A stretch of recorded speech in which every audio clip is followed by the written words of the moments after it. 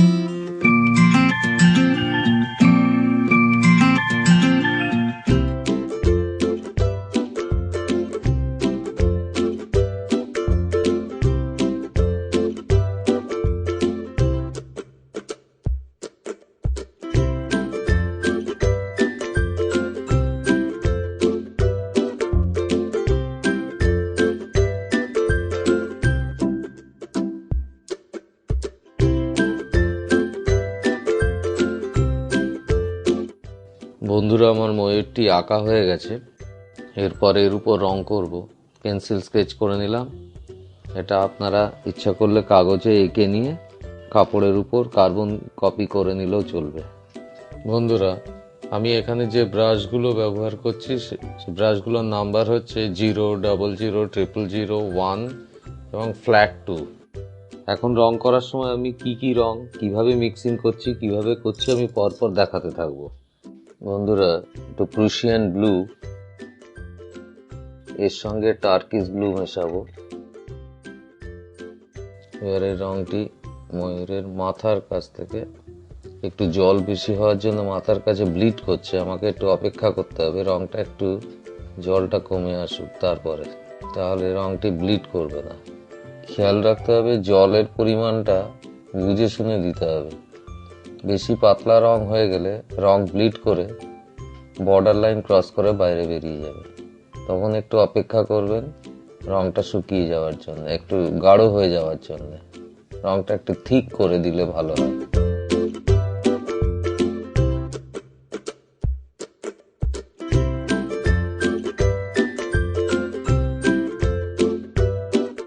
এবার এই অংশটা হালকা করে এই ব্লুটা লাইট শেডে মিশে যাবে, যেটাকে ভিগনেট বলা হয়। এর পরের কালারটার সঙ্গে হালকা করে মিশবে। তার জন্য কি করব, প্রথমে এই অংশটিকে একটু জল দিয়ে ভেজাবো। যে অংশটি জল থাকবে সেই অংশটা হালকা করে মিশে যাবে, রংটি ভিগনেট হয়ে যাবে। জল দিয়ে ভিজিয়ে দেওয়ার পরে এবার এই রংটি যখন আমি দেব, হালকাভাবে এটা ছড়িয়ে যাবে, ডিপ থেকে লাইট।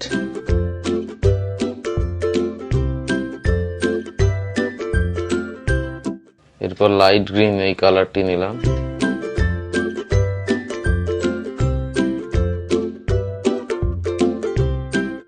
অংশটিকেও জল দিয়ে এই ব্লু কালারের সঙ্গে মিক্স হয়ে যাবে।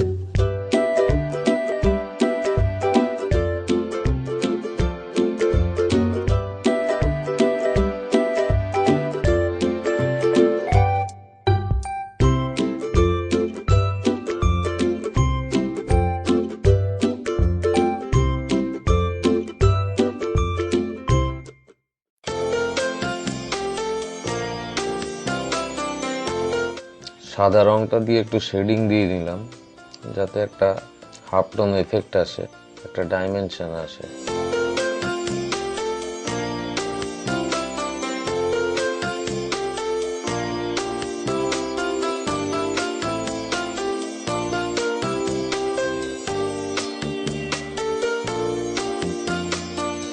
বন্ধুরা, এবার ব্রাউন সায়ানা, এই সিয়ানা কালারের সঙ্গে ব্ল্যাক মিক্স করব।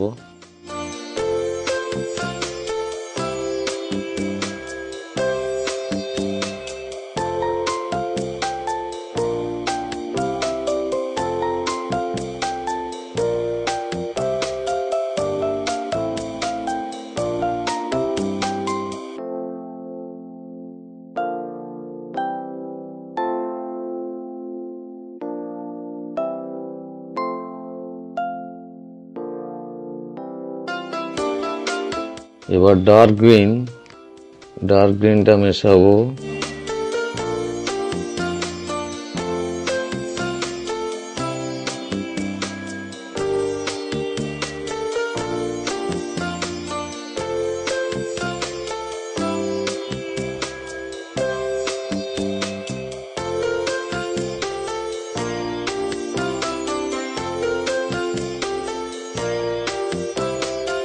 এই ডার্ক গ্রিনের সঙ্গে সামান্য একটু হোয়াইট মিশিয়ে নিয়েছি।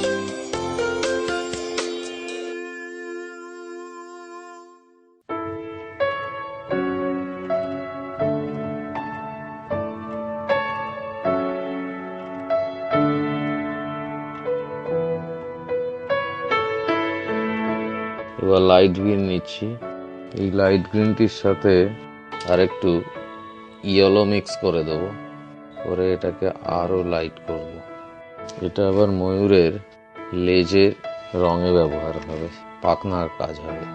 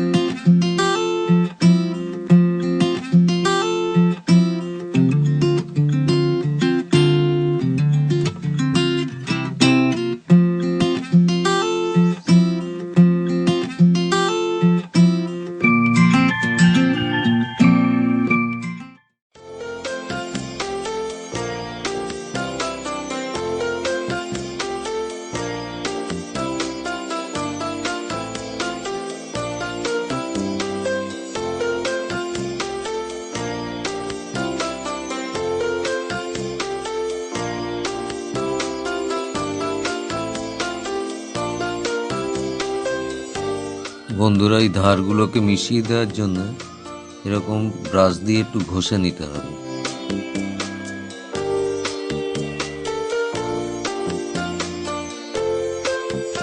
এই কাজটি হয়ে গেলে এই ধারগুলোকে একটু ডার্ক দিয়ে বুঝিয়ে দিতে হবে আর একটু ভালোভাবে।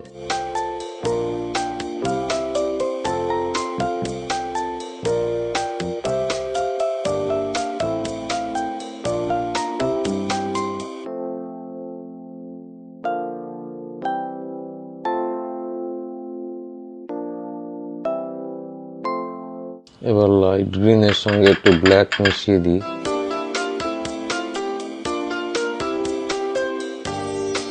এই সাইড বর্ডার গুলো একটা শেড ক্রিয়েট করতে হবে যাতে পালক গুলোকে আলাদা করে আইডেন্টিফাই করা যায়। ব্লু টোনটা মিশিয়ে দিই এবার এখানে।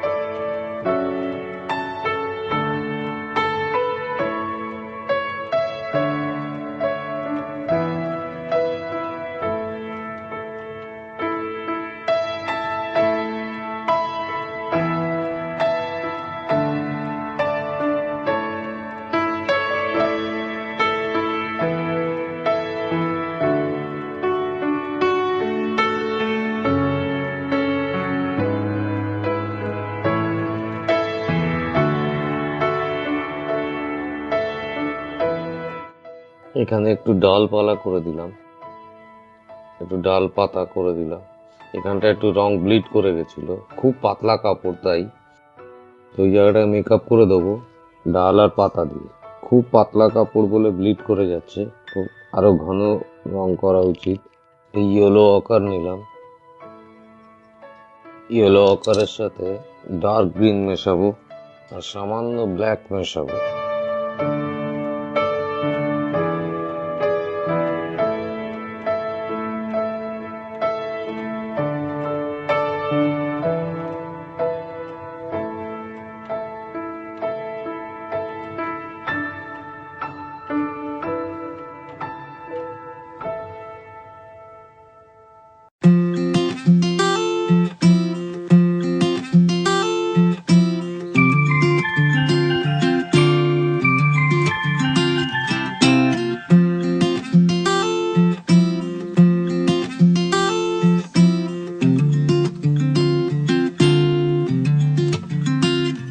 গাছের ডালের রং করছি ইয়েলো অকার কালারটা দিয়ে।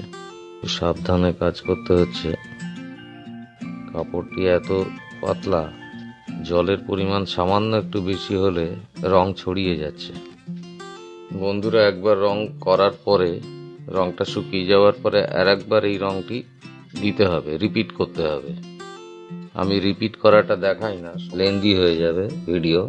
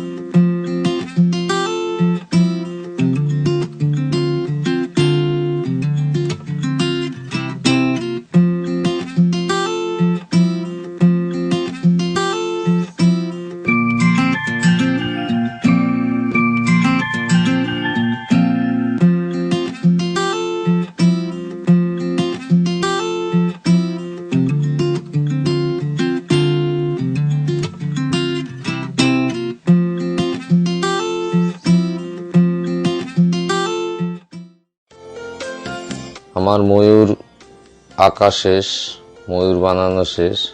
এই হচ্ছে কমপ্লিট ময়ূর।